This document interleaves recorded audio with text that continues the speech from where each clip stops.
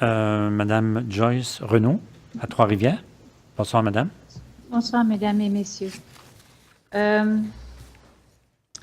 J'aimerais savoir, compte tenu du gigantisme du projet Énergie-Est, de la multitude de documents qui ont été déposés, qu'il nous faut lire pour savoir où se retrouver là-dedans, pourquoi nous ne disposons-nous, les citoyens, que 4 semaines pour tout connaître, prendre connaissance de tout, tandis que TransCanada Pipeline, elle, ça fait depuis 2012 qu'elle affine son projet. Moi et les citoyens, on n'a qu'un mois. C'est que quelque part, on parle d'implication citoyenne, de gouvernance citoyenne, je retourne toujours dans mon livre, là. Mais souvent dans ce livre-là, on parle d'une gouvernance citoyenne qui est reléguée au dernier rang. Est-ce que je peux avoir une explication à ce niveau-là? Parce de la part de la Commission, j'imagine?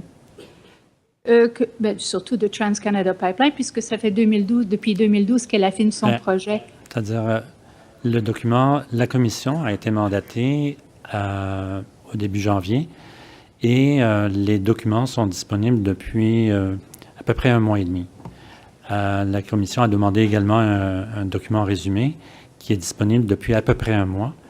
Et vous avez la population, les citoyens, ont encore 1 mois à peu près pour, disons, continuer à réfléchir sur éventuellement le mémoire que chaque citoyen pourrait déposer.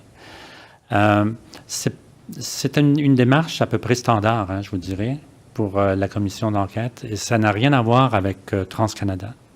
C'est la lettre mandat du ministre était très claire. Le ministre nous mandatait pour, à partir d'un moment donné, le mandat a été confié, puis donc c'est les règles du jeu que nous devons tous suivre en fonction de la lettre ministérielle. C'est sûr que dans ce cas précis, la Commission avait une petite marge de manœuvre. Elle l'a utilisée, honnêtement, pour allonger la durée pendant laquelle les citoyens pouvaient avoir accès aux documents. En règle générale, écoutez, c'est la 21e commission auquel je participe, c'est la 13e que je préside, et en règle générale, très, très rapidement, après maximum 1 mois après le début de la création de la commission, généralement, on tombe en période d'audience publique pour la première partie, ce que nous faisons ici, mais 2 mois après.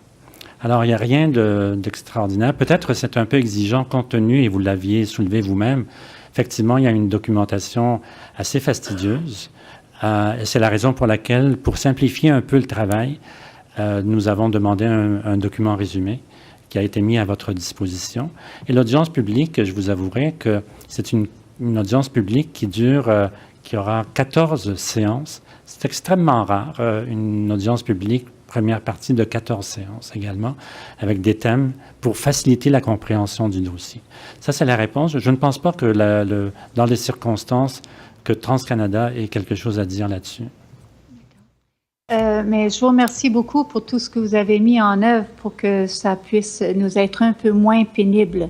Mais je ne peux pas m'empêcher de comparer 2 mois par rapport à 3 ans. Peu importe si TransCanada a eu un mot à dire là-dedans ou pas, je veux bien croire qu'elle n'a rien eu à dire, que c'est le processus. Mais je trouve inégal la contribution citoyenne par rapport à le temps d'organisation d'une grosse multinationale qui a énormément plus de ressources que les pauvres citoyens.